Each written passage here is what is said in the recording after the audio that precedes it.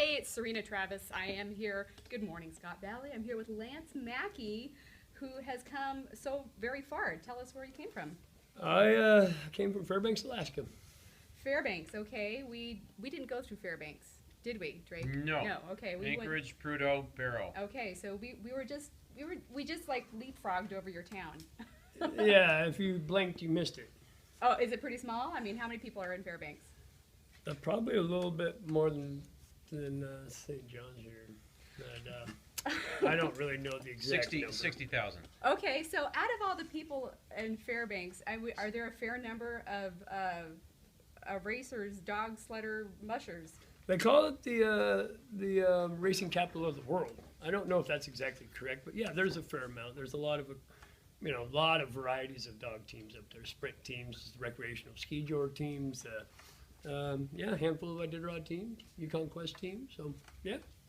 Okay, that's really amazing. I mean, some people just think Iditarod, there's just one type of race, but there's actually more than one type of race for those who are not initiated. Yeah, absolutely. We have preseason races that are 200 and 300 miles. They're called qualifying races. You have to qualify to even enter the Iditarod. Yeah, we have sprint races that are short, anywhere from 4, 6, 8 dogs up to open class. They go 25, 30 miles, 3 days in a row for the main events. There's ski joring. You hook a couple dogs up to a set of skis and hang on. Candy cross.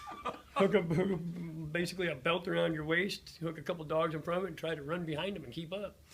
That's always entertaining. They have dryland races that you put them on a scooter-looking contraption or a three-wheeled contraption. Yeah, there's people doing this stuff all over the place. There's some kid running down the sidewalk now on a skateboard, probably with a dog hooked up to it, wanting to be just like Lance Mackey someday. I love it. That is intense. I mean, I didn't realize there were so many variations. Well, that's exciting. So when did racing start for you? Oh, before I was born, honestly. I say that and most people give me a kind of a funny look, but my mother, this is something that they were doing before I was born, and she was still partaking in races at 7 months pregnant with me. So, like I said, before I was born, I was actually in a racetrack, and I like to joke and say she about had me on the trail one day, so she gave up racing, and that was the beginning of my career. I love that. That's great. Well, so this enthusiasm was just built into your blood. And earlier you were describing how you build your dogs. Now, that's a very unusual phrase. So tell us about that process. Well, I mean, okay, so I got the fortunate advantage of skipping 30 or something plus years of the Siberians being crossed with dogs. And that's basically the base of these dogs is the Siberian. And 40, 50, 60 years of different kind of dogs being bred into it. Every type of dog being bred into it had something to offer characteristically. Their gait, their eating habits, their recovery time, their feet, their personality. So now what we got is these 50-pound, 60-pound designer dogs.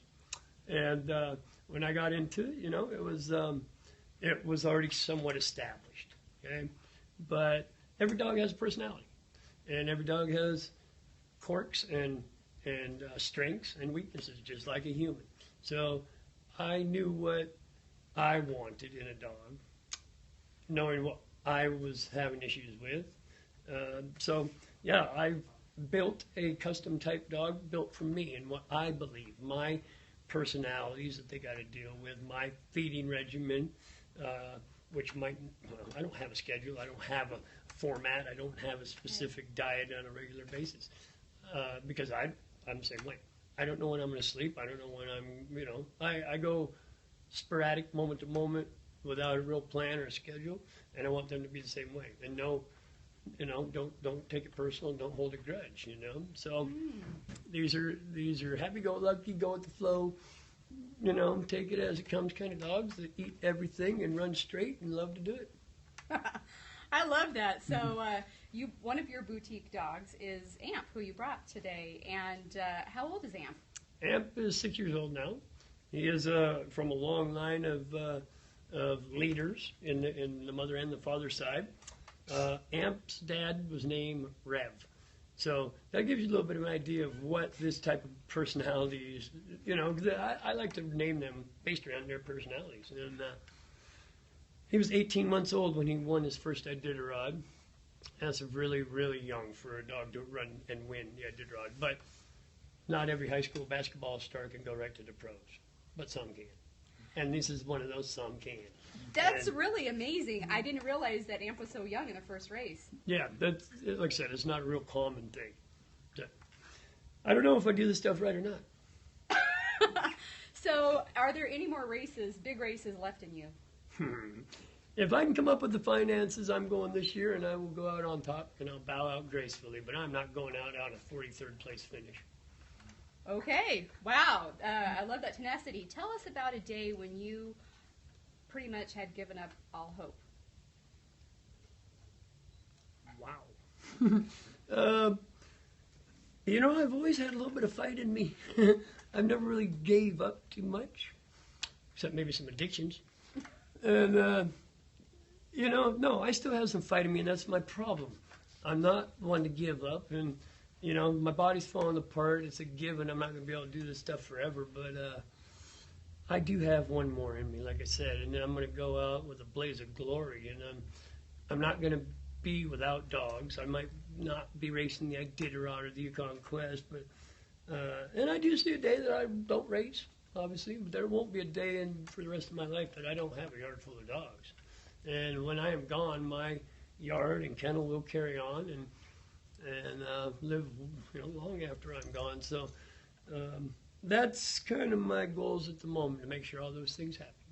And one final question. Are there any proteges that are kind of on the wings that you have an eye on training? For me or somebody else?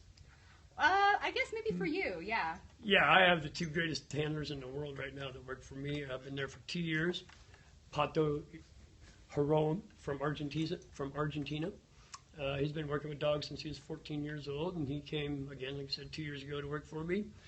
I'm not too embarrassed to say that I have to ask him sometimes some of the strengths and weaknesses of my dogs at the moment, because he's been that involved, you know. And I haven't, for the last couple of years, really put as much time and energy and efforts into my kennel because of some other things and health and whatnot. I'm not going to sit and make a bunch of excuses, but they will be the ones carrying on and taking over my kennel in a very short amount of time here. Okay, but not until he does that one more race, coming out on top. Thank you so much, Lance Mackey. You're an inspiration. It's so inspiring that you're just not going to give up. No, that's not in me. I might whine a little bit here and there and get caught doing it, but I don't really give up. Excellent. Thanks so much.